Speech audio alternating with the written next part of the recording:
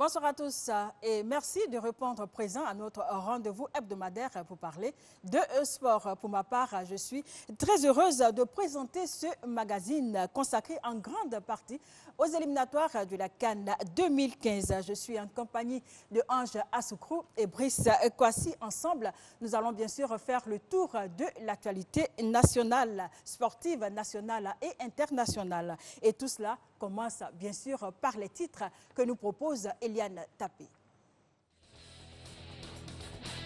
La Côte d'Ivoire sera la phase finale de la CAN 2015 en Guinée équatoriale. Les éléphants n'attendent plus que le tirage au sort du 3 décembre pour connaître leurs adversaires. Chez les dames, le mérite des éléphantes reconnu par le président Alassane Ouattara qui leur a offert une belle récompense de 100 millions de francs CFA après leur première qualification à la Coupe du Monde de football.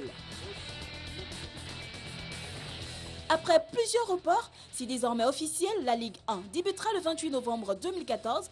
14 clubs sont en lice pour la succession du CW Sport de San Pedro. Et puis la finale du championnat de rugby. On connaît désormais les maîtres du rugby ivoirien. Art et Treichville Biafra Olympic Club remportent respectivement la Coupe FIR et le top 6. Bonsoir, messieurs.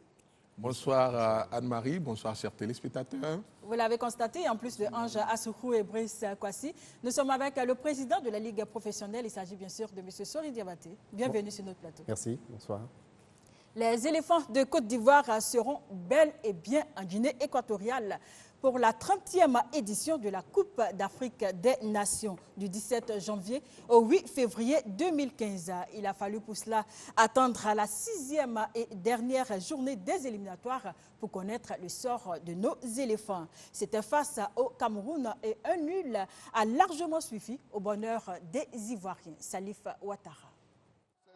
Opération qualification réussie pour les éléphants de Côte d'Ivoire face aux Lions indomptables du Cameroun en obtenant le match nul. Dès le début de la rencontre, les éléphants s'installent dans le camp camerounais. L'attaquant ivoirien Lassina Traoré en pointe peine devant le portier camerounais. 0-0 à la mi-temps. En seconde période, Folke Vinke et ses garçons sont décomplexés, effrayant le portier ivoirien Go Sylvain qui tient sa cage. 57e minute, descente musclée des éléphants dans la défense camerounaise. La combinaison est parfaite entre Yaya Touré et Yao Kwasi Gervais. Le capitaine des Lions indomptables, Stéphane Dia, est obligé de prendre ses responsabilités. Attention au carton, hein. Je ne sais pas quelle est la couleur. Ouais, le rouge. Match plein de suspense. Éléphants et Lions indomptables se sont neutralisés. 0-0. Les éléphants seront donc du rendez-vous équato-guinéen à Kinshasa. La RD Congo, 3e du groupe D, a battu la Sierra Leone 3-1. Comment a-t-il pu rater pareil, Ben? Belle performance donc des éléphants qui ont su faire preuve de solidarité, on peut dire ça comme ça. On va dire qu'ils ont joué juste, ils ont fait ce qu'ils avaient à faire, c'est-à-dire d'assurer l'essentiel. Le résultat, les éléphants dans ce match, on sent qu'ils ont beaucoup appris du dernier match face à la RD Congo ici, puis ils ont également appris du match de la Coupe du Monde face à la Grèce, des leçons bien récitées. Il ne fallait pas véritablement mettre la pression comme il le faut sur l'équipe du Cameroun. Les éléphants ont joué avec beaucoup de maîtrise, ont bien géré le match pour ne pas trop énerver également le Lion qui peut-être à 1-0 allait chercher forcément à égaliser. Ça allait nous mettre nous-mêmes sous pression face à ce public qui a fait massivement le déplacement. Première mi-temps bien maîtrisée, puis en deuxième période, on a vu une équipe des éléphants qui a temporisé avec l'expérience de Kolo Touré derrière, Yaya Touré au milieu et puis évidemment l'attaque qui a essayé quand même quelquefois à créer des offensives, à se faire des buts. Mais 0-0, c'était le résultat, on ne dira pas souhaité, mais c'était un résultat qui nous qualifiait. L'essentiel dans ce match, c'était de se qualifier et on dira les éléphants ont fait évidemment leur boulot. Ange, on peut le dire, hein, le fait de ce match-là, ça a été le temps additionnel où la gestion a été quelque peu gérée, bien ou mal gérée, c'est selon par les éléphants de Côte d'Ivoire. Non, pour ma part, je pense que ça a été une très belle gestion parce qu'on l'a dit, les éléphants sont coutumiers de se faire battre dans les dernières secondes des matchs. La Côte d'Ivoire a offert une très bonne première mi-temps où elle a montré qu'elle pouvait faire jeu égal face aux Lions indomptables du Cameroun. Pendant cette première période-là, les éléphants se sont créés les meilleures occasions. Malheureusement, ils n'ont pas pu inscrire de but. En deuxième période encore, ils ont su mettre la pression sur la défense adverse qui a même écopé d'un carton rouge. On ne donne pas un carton rouge au hasard au capitaine d'une équipe. C'est parce qu'il a commis une faute, parce que mis sous pression par Gervinho. Donc, à partir du moment où on arrive à la 85e minute et qu'on sait qu'avec un résultat de 0-0, on est qualifié, je ne vois pas pourquoi, quand l'adversaire est dans son camp, on va aller le chercher parce que en football, un contre est vite venu. On se souvient, en 1994, David Ginola qui a manqué un centre et qui a coûté l'élimination de la France pour la Coupe du Monde. Son entraîneur avait dit lui-même que David Ginola, c'est un assassin. On ne va pas lui emprunter ce mot-là, mais je pense que les éléphants ont bien réagi puisque les Camerounais étaient dans leur camp. Tout à fait. Monsieur le Président de la Ligue professionnelle, vous êtes aussi vice-président de la Fédération ivoirienne de football et c'est clair que la satisfaction est dans votre camp. Bien, absolument. Nous sommes très heureux de cette qualification. Quand vous reconstruisez, c'est toujours très difficile. Vous savez que nous sommes partis avec des résultats un peu délicats face au Cameroun, défaite face à l'AR de Congo ici à Abidjan. Donc ça nous mettait en situation très compliquée. Et quand vous partez aussi pour un match aussi important qu'avec un adversaire comme le Cameroun qui n'a pas perdu un seul match dans ce groupe, il fallait faire très attention. Chaque match, je vais dire, a ses objectifs. Et l'objectif prioritaire dans ce match était de ne pas perdre. Il ne fallait pas aller dans ce match pour aller chercher à gagner. Il fallait chercher tout simplement la qualification. Et quand on part avec un tel objectif, on s'organise en conséquence.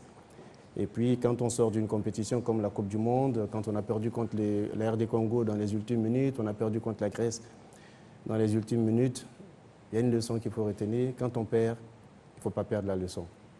Tout à fait, on va en parler tout à l'heure. En tout cas, l'essentiel était de se qualifier pour cette équipe ivoirienne, je le signale, en reconstruction. C'est ce qui a été fait, c'est ce que disent notamment les joueurs que nous avons interrogés juste après cette rencontre. Facile, mais bon, pour nous c'était la qualification qui était plus importante. Donc on s'est qualifié, on est content pour ça. Voilà, on est qualifié, donc pour nous les jeunes joueurs c'est important. Voilà, ça va être notre... enfin si on est appelé, ça va être notre première canne, donc on est content. C'est notre première qualification, on est content d'avoir participé. C'était un peu difficile, d'autant plus qu'on avait l'avantage de pouvoir jouer nul. Voilà, on a inventé des points jeunes pour être qualifié, on avait bien simplement des pour être qualifié, c'est ce qu'on a joué. Tout le long des éliminatoires, ça n'a toujours pas été facile. Après, l'objectif est atteint. Le plus important, c'est de partir à cette CAN pour aller le plus loin possible. Aujourd'hui, on est qualifié, on est très content parce que c'était un match très difficile. Et puis voilà, au final, on a su, on va dire, garder nos cages environnées. On savait que le Congo était en train de gagner, donc c'était un peu difficile, mais bon. On a gardé contact ce soir et puis on est très content et on est fiers de ces qualifications-là. J'ai géré le match, voilà. Je suis le joueur le plus expérimenté, il fallait gérer ce match. Je me souviens du match Grèce-Côte d'Ivoire. Voilà, je n'ai pas oublié ce match parce que j'étais sur le terrain. On nous a tous reproché beaucoup d'avoir géré le match. J'ai géré le match et voilà, je prends mes responsabilités et le plus important, on est qualifié. On a le temps de bien se préparer maintenant pour être très très bon à la CAN. Notre objectif était d'aller à la CAN. La Côte d'Ivoire est un grand pays de football, donc ça allait être une déception si on participait à cette CAN. On a appris notre leçon contre la Grèce. Qui est en grande partie vendu sur les marchés.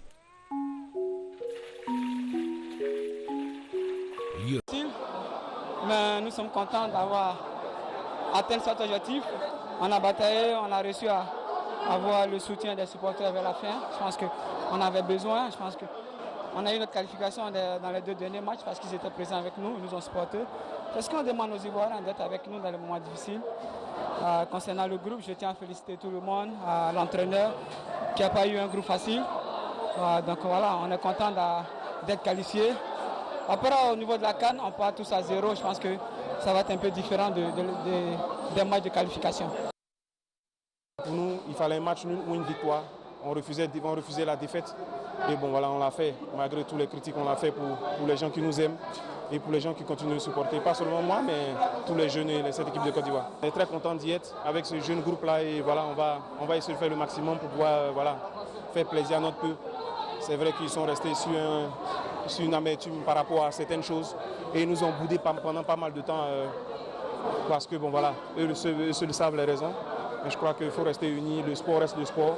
On peut avoir 11 meilleurs joueurs dans le monde, mais ça ne veut pas dire qu'on peut remporter une CAN. L'objectif du sport, c'est de rester toujours positif.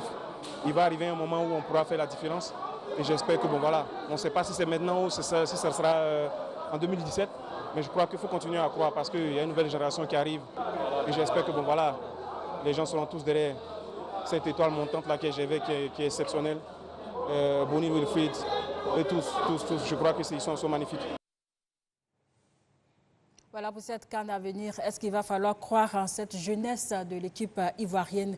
Par exemple, Bowo Sylvain, qui a été la doublure, on peut dire, parfaite de Kopa Barry. Oui, pourquoi pas, mais en même temps, il ne faudra pas oublier les anciens. Ce sera forcément un mix de jeunes et d'anciens parce que quand on a commencé ces éliminatoires, peut-être qu'on a voulu aller trop tôt à la reconstruction. On s'est rendu compte qu'il fallait faire machine arrière pour appeler encore certains tauliers qui peuvent apporter encore à l'équipe. Il n'y a pas de honte à cela, ce sont des Ivoiriens.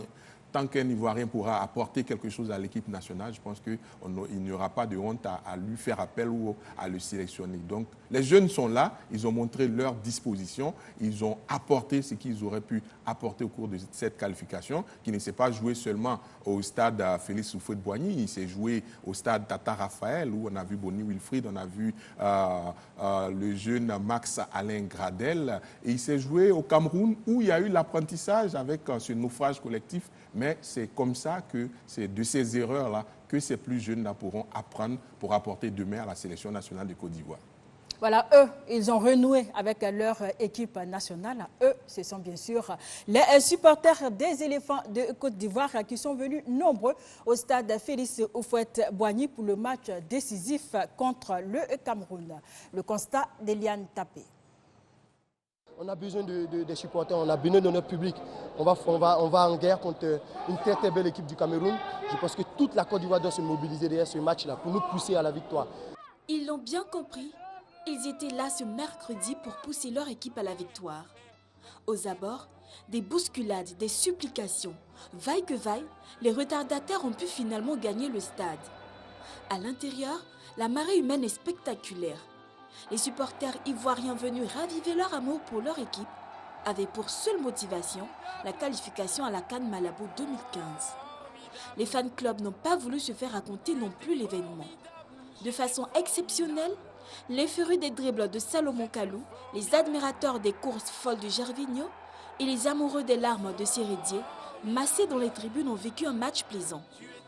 Dans cette ambiance, tous les moyens ont été utilisés pour amoindrir les rayons de soleil. Alors que le Marocain Bouchaïb El Arash siffle la fin de la rencontre, les supporters plus qu'excités envahissent la pelouse du Félicia.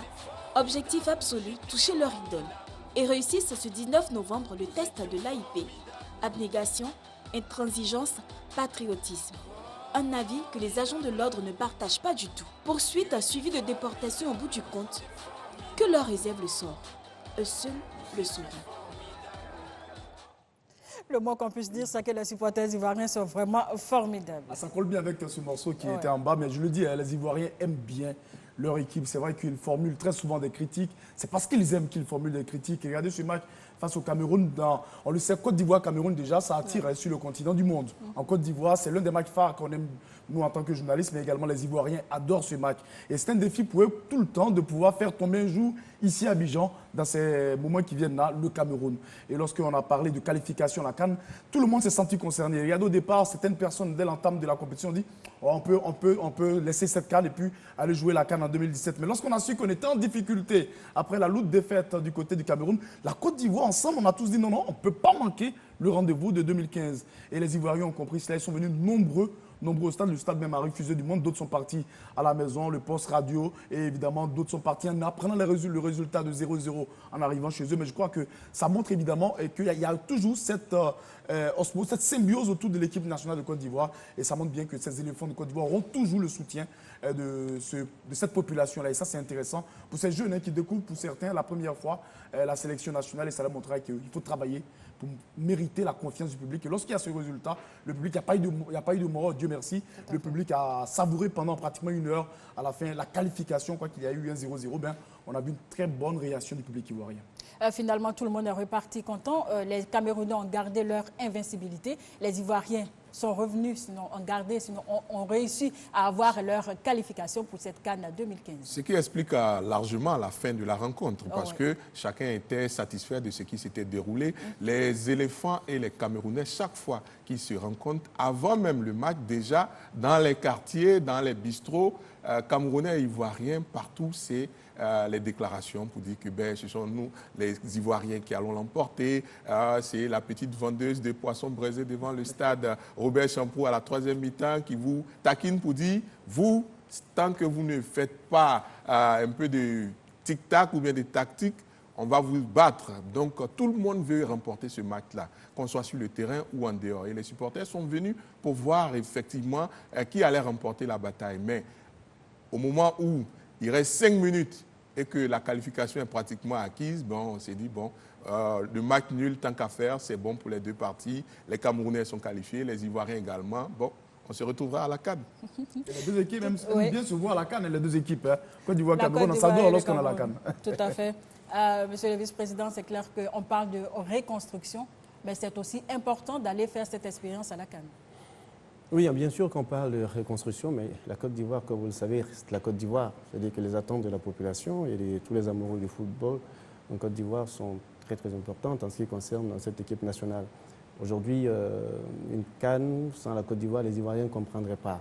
Même si on s'évertue au niveau de la fédération à dire que nous sommes en train de travailler sur un projet avec une vision à moyen et long terme, rebâtir une nouvelle équipe nationale qui devrait nous permettre d'être très performants en 2017, en 2019 et nous préparer pour la CAN 2021 qui va avoir lieu à Abidjan. On vous écoute d'une seule oreille. Parce qu'on s'est dit, oui, tout ça c'est bien, mais la CAN 2015, qu'est-ce qu'on fait?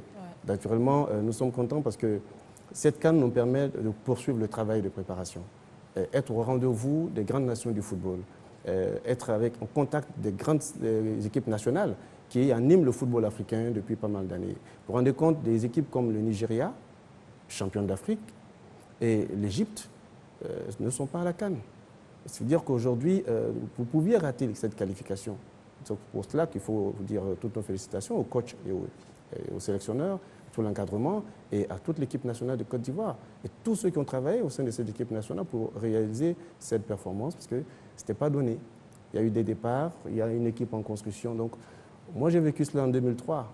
En arrivant à la fédération en 2002, on était en train de rebâtir. Il fallait changer l'équipe qui était là. C'était l'arrivée de la nouvelle génération, Drogba, Kolo, Aruna Dendane, Kalou. Les plus anciens, c'était les Keita Kader. Mais aujourd'hui, on est en train de rebâtir. Et en 2003, nous avons raté la qualification pour la CAN en Tunisie. Vous voyez, donc ce n'était pas évident. Donc il fallait se remobiliser pour arriver, ne serait-ce qu'à se qualifier. Et puis après, on a le temps de voir et d'être présent au grand rendez-vous, se frotter au grand. Et voilà, c'est comme ça que le métier rentre. Tout à fait, c'est comme ça que le métier rentre. On a connu le début des éliminatoires. Il y a eu bien sûr aussi la fin de ces éliminatoires. Le film de la qualification des éléphants de Côte d'Ivoire, c'est avec Ange Asokro.